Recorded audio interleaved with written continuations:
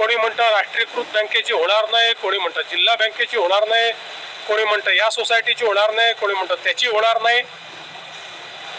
आम्ही 2 लाखापर्यंत कुठलीही बँक असो ज्यांना पीक कर्ज द्यायचा अधिकार आहे अशा कोणीही दिलेलं पीक कर्ज हे आम्ही त्या ठिकाणी माफ करणार आहोत।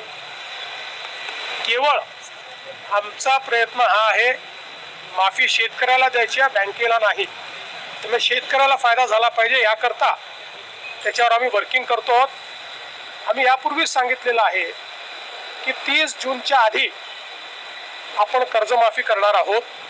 त्यामुळे आता बजेटमध्ये ती आली असल्यामुळे आता पुढच्या कारवाईला सुरू होईल। कमिटी याच्यावर काम करते, कमिटी बाकी सगळ्या गोष्टी या ठिकाणी सांगेल।